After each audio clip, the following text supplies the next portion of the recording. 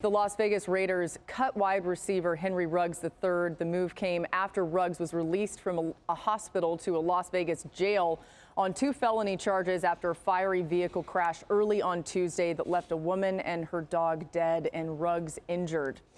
More on that. Ruggs appeared in court on Wednesday morning where prosecutors said he was traveling 156 miles per hour 2 seconds before the crash, was at 127 miles per hour when the airbags deployed in his Chevrolet Corvette. It was also said that Ruggs' blood alcohol content was twice the legal limit. He faces felony charges of driving under the influence of alcohol, resulting in death and reckless driving. Marcus, obviously an awful situation on every single level. Our thoughts and prayers go out to the family of the victim. What type of resources, though, did you have as a player to avoid these types of situations? And knowing now that the resources probably are even better than since when you guys played. Every resource you could imagine. The one thing, too, going back to the locker room, you do have the teammates in the units that say, hey, man, if anybody in a bind, hit us up. Right, I was that guy in Dallas. If you got problems, hit me up. We'll come get you. We'll send a car to come get you. Like, this is not new. That's what's so disappointing about this situation. It's every year we get a DUI story or we get some situation where you think players, like, look at the news, man. It's happening. It's happening all around you. And then, too, like, we used to have this conversation in the NFL about resources and what you know and don't know. None of these dudes going to the NFL not knowing that those resources are available. Like, if you don't know, you've intentionally wanted to not know. And this is a bit personal for me. Went through something in Dallas. I'm not going to mention names. It was a very traumatic situation with a vehicle and one of my teammates dying.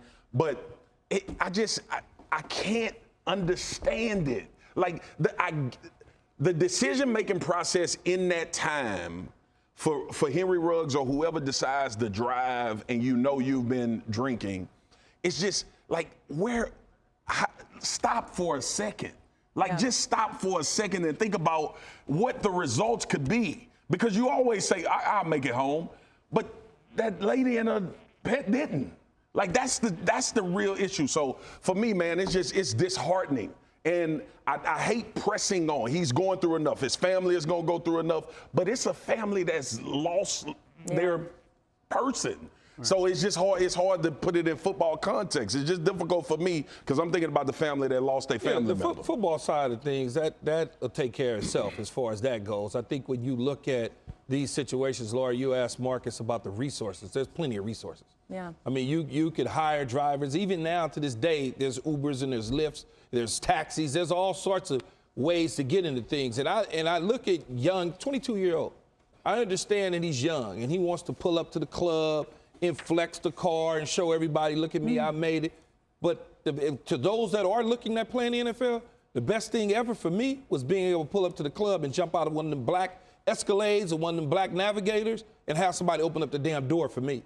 Because I can get in and out at any moment in time and I can drink and don't have to worry about any of those sort of things happening. Because like Marcus said, you have a deceased person now, okay, and a whole family that is grieving. And then on the flip side of it, you got a kid that worked his whole entire life to get to the National Football League to uplift his family out of Alabama. It's tragic, now, man. All that's gone.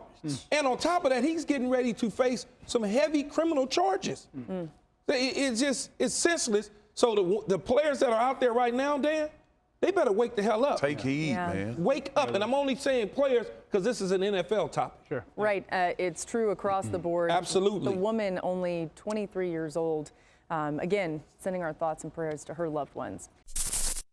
Thanks for watching ESPN on YouTube. For live streaming sports and premium content, subscribe to ESPN+.